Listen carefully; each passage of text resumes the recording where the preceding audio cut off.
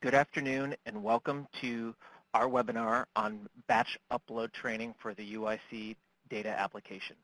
For those of you that do not know the sound of my voice, I am Bill Bates, the Acting Branch Chief for the Prevention Branch.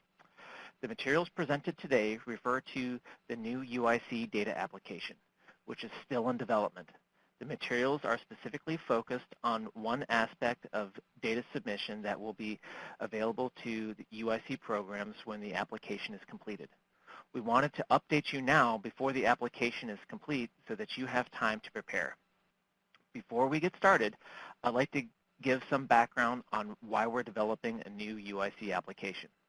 As you may recall, in February, we announced that EPA is transitioning data collection methods to a web-based application that will streamline and modernize the process that the UIC programs use to submit Forms 7520-1 through 7520-4 and well inventory data to EPA. The new application will replace both hard copy submissions of the Form 7520 and electronic submissions to the National UIC database. Inventory will also be submitted through the new application, instead of through the Inventory and Measures Reporting System. In addition, the new application will contain automated reports and data download services that assist programs in analyzing their data quickly and easily. The new application will allow programs to submit inventory and Form 7520 data in two ways: manual entry of data into a web form, or upload data into an application using a specifically formatted Excel spreadsheet or comma-separated value file. We refer to this process as batch upload, and the specifically formatted files as templates. In an effort to keep people informed about the progress that we're making on the application and to provide information related to the templates, EPA has sent two news emails, one in late August and the other in mid-September. Today's webinar is meant to inform programs that would like to submit data using the batch upload process. Those programs who wish to enter their data into web forms will receive more information on using the application later in October. Colin Dyroff is the presenter for today's webinar and one of our strongest data analysts. Colin is an environmental engineer who has been with Headquarters UIC program for 2 years. When Colin's not at work, he's enjoying hiking, and his favorite 7520 form is 7520-3. Thank you, Bill. Hi, everyone. This is Colin Dyroff, and I'll be guiding you through today's training on the batch upload feature of the new application and how to use the batch upload template. So that will be the purpose of today's webinar. The purpose will be to make sure that everyone understands what the templates are and how to use batch upload. In order to do that, I will start by refreshing everyone on the basics of the new UIC data application that's being developed. I'll ground everyone in what batch upload actually means and how batch upload can be used as a means of data entry as opposed to manual data entry via web forms. And then I'll go into the specifics. I will show that there are 4 batch upload templates that are available to programs. They've already been distributed. And I'll do a live demonstration of how to use the 7520 Forms 1 through 3 batch upload template to load data into the application. I will not be doing live demonstrations of all 4 templates, but I will be discussing the key differences between the other 3 templates and the 7520-1 through 3 that I do show. I'll show some helpful tips on how the application reads certain types of submissions, and then I'll recap everything and talk about how folks can submit questions should they have any following the training. So just a quick refresher on the new application. In the past, there have been 3 ways that programs have been able to submit 7520 and inventory data. They could have submitted 7520 data via hard copy forms. They could have submitted inventory data via the Inventory Measures and Reporting Service, IMRS, or they could have used the National UIC database to submit both inventory and 7520 data. Going forward with the new application that's being developed, programs will have a one-stop shop for submitting 7520 and inventory data, and the previous means will be no longer available. The new application will also have, will house additional reporting and analysis tools that programs might find helpful. This is a timeline of some key dates so far in the development process for the new application. So in February of 2018, earlier this year, we discontinued the National UIC database. The new application has been in development since early or late spring and is just completing development now. It's just getting to the point where we are going to be beginning user testing in October and November. The fiscal year 2018 reporting period is going to be opening up shortly. That reporting will still be done via the old methods of hard copy 7520 forms and IMRS. We will be holding several training webinars on how to use the new application coming up in October and November.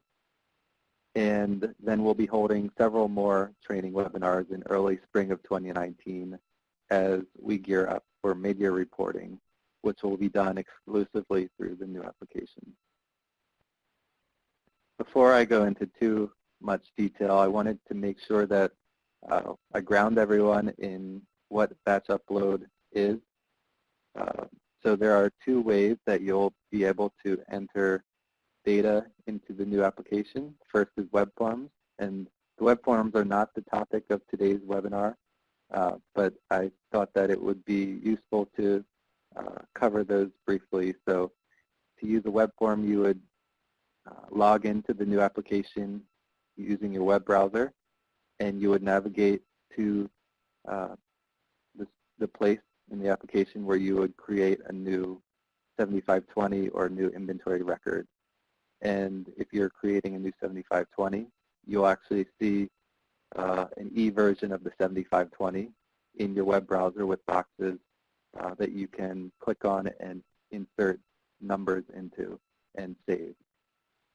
The other way that you can enter data into the new application is the topic of today's webinar, and that is via batch upload. If you use batch upload, what you'll do is you'll format your data in an Excel or CSV file in a certain way. And that way is described in the batch upload templates that we have distributed. And as long as that data is formatted correctly, you can log into the application via your web browser and upload that file, and then the application will read that file and copy your data into the data tables, and that will be it. So what I've done on this slide is I've blown up a screenshot of an actual web form, and you can see that it looks just like a 7520 with class across the top and then each data element down the left-hand side. And then this is a blown up screenshot of a batch upload template for 7520 forms 1 through 3, which I'll be going into much more detail in the coming slides. Just to reiterate the process of using batch upload templates, how it'll work is that programs who will most likely have their data in their own program databases can write a query and export their data into an Excel or CSV file. And as long as that file is formatted according to the templates that we've sent out, they can upload that into the application and log into the application and be done. So there are 4 batch upload templates that we have made available to UIC programs. The first 2 are for 7520 data. And the reason that there are 2 is because of the difference in data structure between the 7520 form 1 through 3 and 7520 4. And then there are 2 inventory batch upload templates. And the reason that there are 2 is that programs have the choice of submitting either summary inventory or well-specific inventory. So a program wouldn't use both. They would use one or the other. What I'm going to do now is go through a live demonstration of how to use the 7520 form 1 through 3 batch upload template to load data into the application. And I'm not going to be doing a live demo for the other 3 forms, like I said, but I will be discussing key differences. So I'm going to exit out of PowerPoint and bring up the template file that that we have distributed to everyone. When you open the file, you'll land on the README worksheet, and you can see across the bottom there are 6 or 7 worksheets with information on how to use the template as well as the template itself. And this README worksheet actually explains what you'll find in each of the other worksheets. I'm going to move across in order.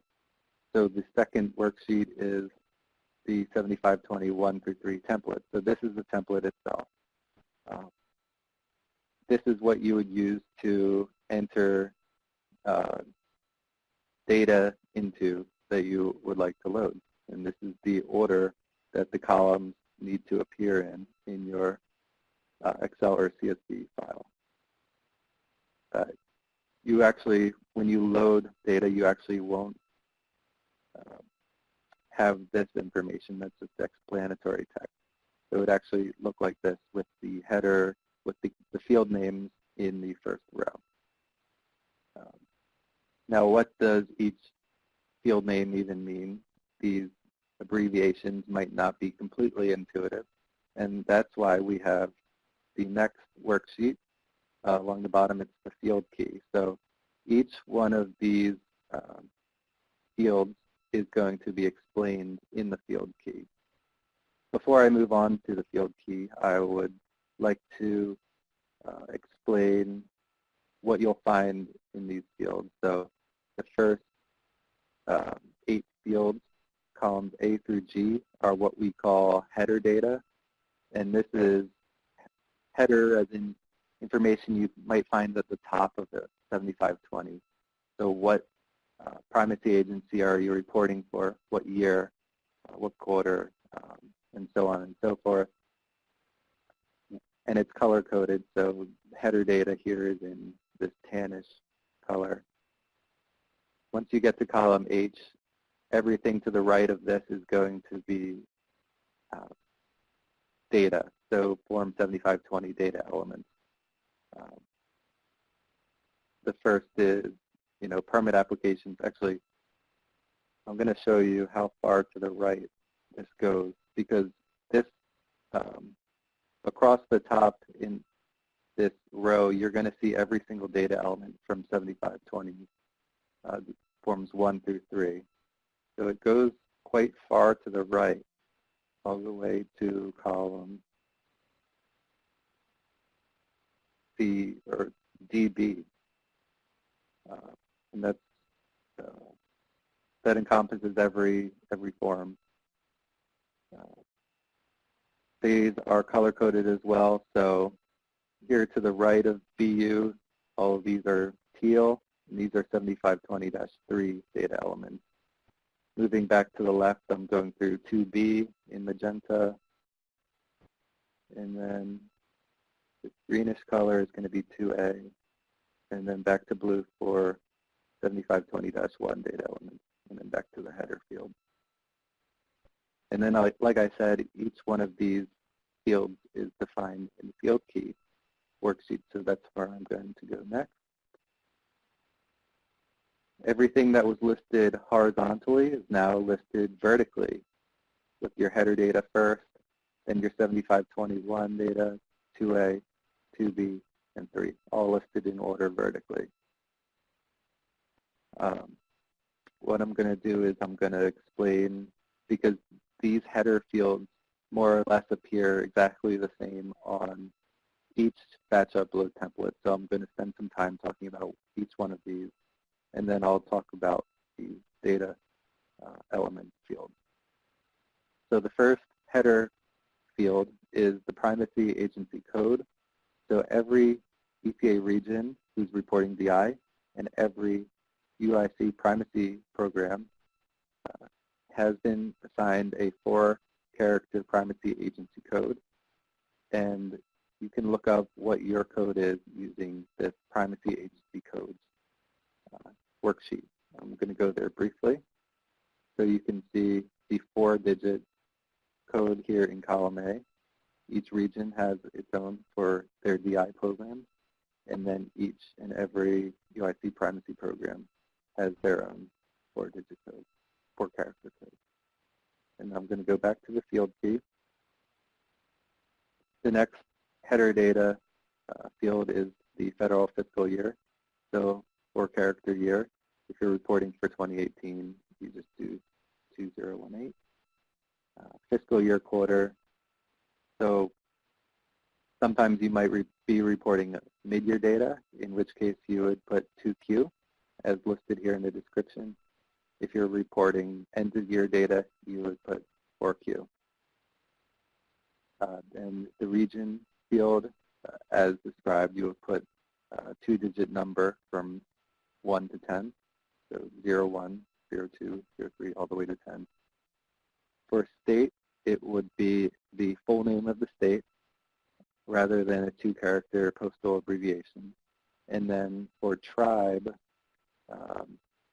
this would actually be the Bureau of Indian Affairs code, which each tribe has one of those codes. We'll abbreviate that as a BIA code. And to find a list of BIA codes for every tribe, we have included the tribe codes worksheet here. So I'll go there briefly. The first column is the BIA code, which is what you will need to put in your template in your data submission. You can match it against the name of the tribe and then find some other information. And then you can see the description, the region, the state. And you can see the EPA tribal ID, which is just there for your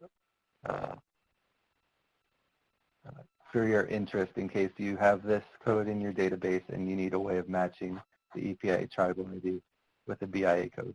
But the BIA code is actually what you will put in the in your data submission. And then it's also important to note that programs should never be reporting for a state and a tribe. You'll either put data in for one or the other. And then finally, the well class. And this will be, you'll be reporting for 7520s, well classes 1 through 5. And for inventory, it'll be a little bit different. Then moving down, we see the data elements for the 7520 form data. You might not know what permit apps associates, how to associate what permit apps is with the actual 7520 form. And this description, while helpful, still might not be enough for you to know exactly what permit apps means, which is why we've included this information here in column F and column G, source of field and form section. So here we can tell that permit apps is from the 7520-1 and it's section 5. In permit new is on that same 7520-1 and that's in section 6.A and it's for new wells. So for each one of these data elements, you'll be able to match it exactly with what it is on a hard copy 7520. So what I'm going to do next is I'm going to walk through an example of actually using this template to upload some data into the application. So I'll go to the template worksheet, and when you load data into the application, you cannot upload an Excel document that has more than one worksheet. So I'm going to create a new Excel workbook, blank workbook, and copy the field name into the first row. And then I'm going to just make up some data and load it into the application so you guys can see how that works. So let's look at our privacy agency codes, and yeah, we'll go with Alaska Oil and Gas Conservation Commission. So I'll input their privacy agency code here. We'll report for 2018, and we'll report end of year, 4Q. The region is region 10. The state is Alaska. And I spell out the word Alaska rather than putting the postal abbreviation. There's no tribe. And AKOG has primacy for well classes 2R, 2D, and 2H. So I'll put 2R. And then for the 7520 data elements, I'm just going to put in some random numbers. And I'm going to save the workbook as an Excel document, although I could do this as a CSV as well.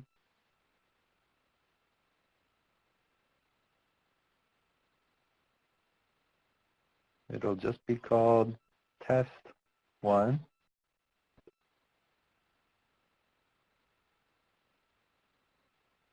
And now I can go into my web browser where I've already brought up, I've already logged into the application. This is the landing page. And then across the top, there are various modules. The first is well inventory, the second is 7520, and the third is reporting. And since I'm an administrator, I have a grant allocation module and an administration module, but those will not be available for everyone. Since I'm going to be batch uploading 7520 data, I'm going to use the 7520 module. I'll click on the menu drop-down, navigate to import, and click on the 7520 1 through 3 link as opposed to the 7520-4 link. Okay? And before I go on, I'll point out that if I were to upload inventory data, I would use the inventory module, go down to import, and then select either well summary or well specific. But that's not what I'm going to be doing now, so I'll close that out. And you'll see that there's a wizard that will help me through the process of batch uploading this data. The first thing it asks me to do is to choose a file. And so I'm going to upload the file that we just created, test1.xlsx, and then hit next to upload.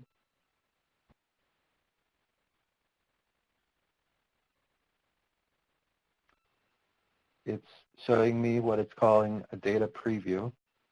So it's showing me how it read the file that I just uploaded. It's showing me that it's reading each of these values for each of the fields. And I'm just eyeballing it. Everything looks like it's in order. And I'm going to press next.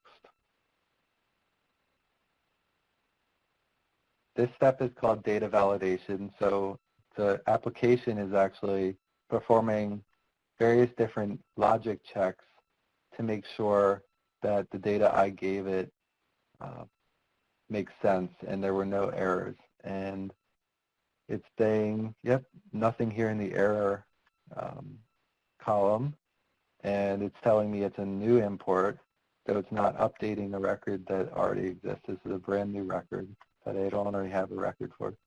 And then, everything looks good, so I'm going to press this button to load the data. And it's telling me that my upload was successful because the application created 7520 1, 2A, 2B, and 3 forms.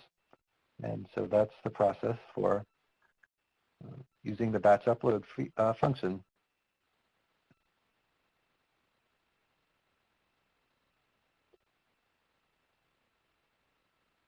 If you would like, you can download this presentation. It will be made available on the UIC website, and I have screenshots here of everything that I just walked through.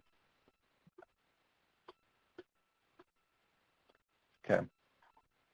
The next thing I'm going to talk about is I want to help everyone understand some intricacies about the way that the application reads the batch upload files that you upload to it. So there are three interesting things that I wanted to cover. The first is how does the application treat blanks in your data? So I'm not talking about header data because you need to it needs to know header data. So if you don't have all the header data that you need, the application is going to reject your submission. But if you are missing, if you have blanks here for a number of new individual permits, then what's it going to do? So this is showing me that it's actually going to put zeros in for blanks. So you don't need to go through and type in zeros or have your query put zeros. It's going to treat a blank as a zero. The second scenario is, okay, what if I only have one record, and in this example, it's a record for Virginia's Class 1 7520 data. Now, Virginia has primacy for classes 1 through 5. So what's the application going to do? Well, it's going to be smart enough to know that Virginia has class 1 through 5 primacy. And because I gave it a record for class 1, it's going to create records for classes 2 through 5 with all zeros. And that's what you can see here. On the top, you're only giving it class 1, and it's creating classes 2D, 2R, 2H, 3, 4, and 5. And then finally, what if I leave something blank in header data? So if it's showing examples. If you leave well class blank for one of the records, or if you leave state blank, it's not going to create a new form. It's going to give you an upload error, and it's going to tell you exactly what the error was, so you're not scratching your head. It's going to tell you well class was blank, or it's going to tell you state was blank. And so then you would have the opportunity to go back, fix your upload file, and try again. So we've talked about the batch upload batch upload template for 7520-1 through 3. We're going to talk about the other 3 batch upload templates, but we're not going to go into live demonstrations for those templates. Similar to the 7520-1 through 3, the 7520-4 batch upload template has header data and then the 7520 data itself. And I'm going to actually pull up the file and work from there. This is the file that's been distributed, and it shares the exact same layout as the batch upload template that we were just looking at. The first worksheet is the README, and then the second worksheet is the template, the third is the field key, and so on and so forth. So I'll pull up the template itself.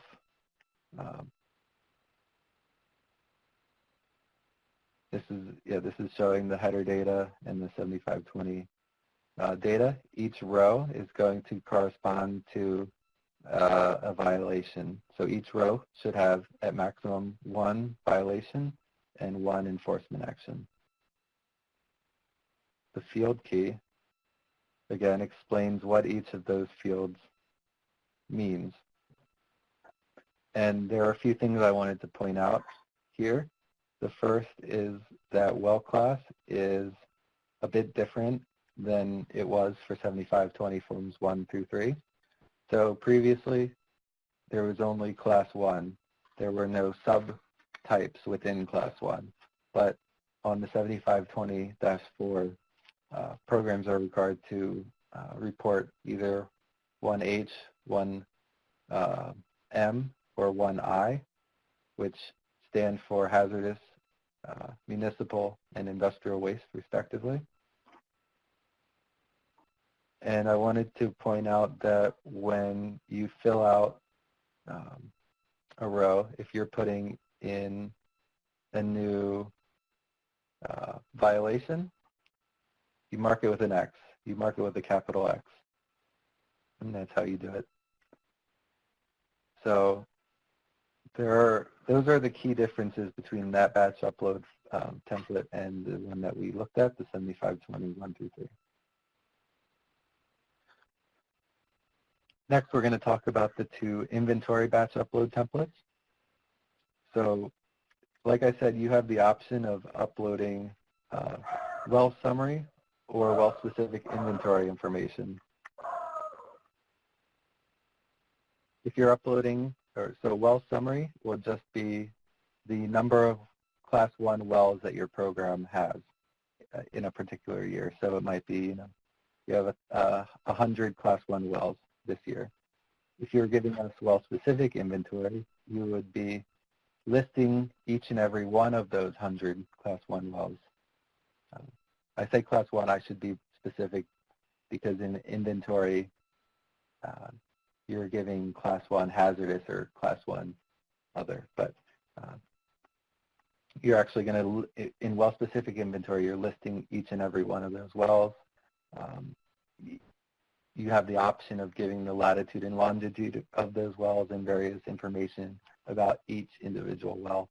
And then the system will be able to look at your well-specific inventory and summarize it into well summary data. So I'm going to go into the batch upload template that we sent out for summary well inventory. It's, again, laid out in the same way with the template coming right after the README worksheet. Here we have header data and then inventory data. And here each class is listed as its own column or its own field. And looking at the field key, I wanted to point out that, again, the way that classes are identified is a bit different than it was on the 7521 through 3 and the 7524. Here we have class 1 split into H or other. Class 2 is split into D, R, and other. Class 3, we actually ask for the number of class 3 wells and the number of class 3 sites. And then we have class 4, class 5, and class 6. And we do not ask for class 6 information for 7520s, but we do need the inventory of class 6 wells. And again, the descriptions will tell you exactly what each one of these fields means. And then one last note is that summary inventory should only be reported for proposed, under construction, active, or temporarily abandoned wells. So wells with the status of permanently abandoned should not be included in inventory or in summary inventory. And then finally, I'll go back to my PowerPoint. We've gone through the first of the inventory templates, and we'll go through next the well-specific inventory template.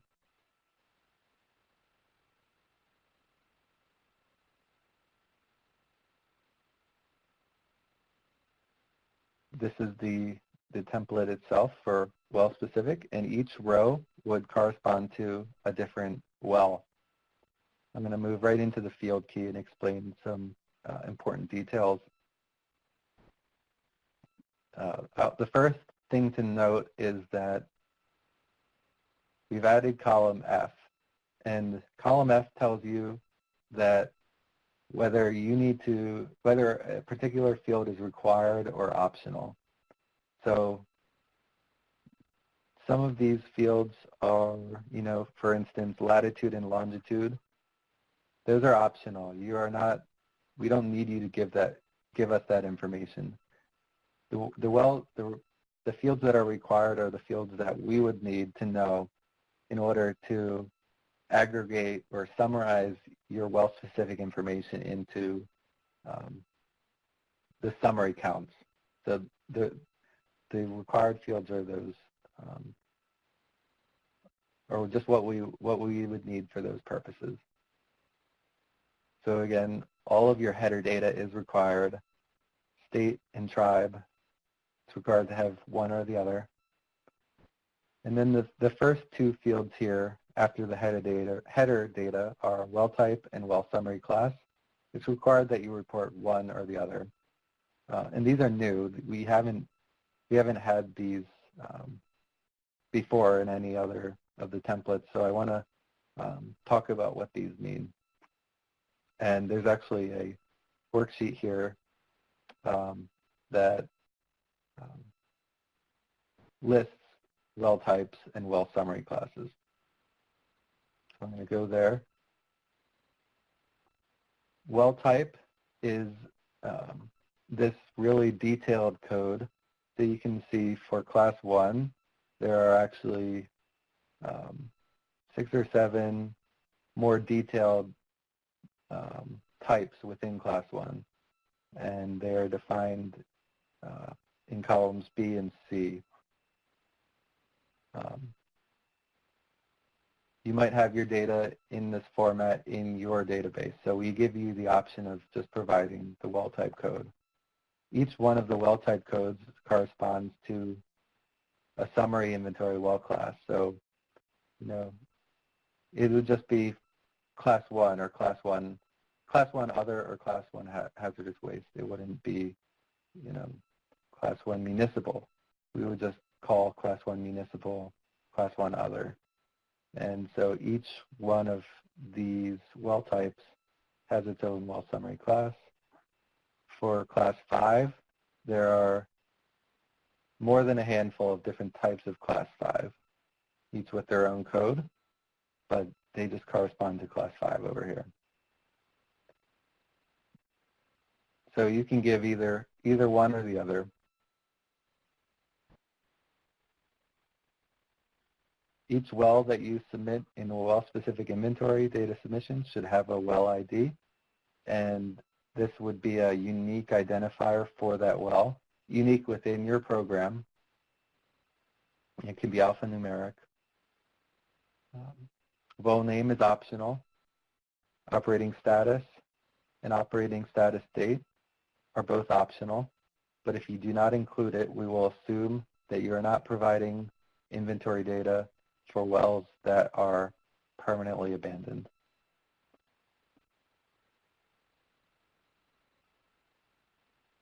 Well site is only a field that's only required for class 3. And then the rest of the fields, such as facility ID, facility name, latitude, longitude, county, and comments are all optional. But you may find utility in reporting this information because the new application will have reporting services, it'll have data analysis. In the future, there may be GIS components where if you provided this information, it would lend to more in-depth data analyses.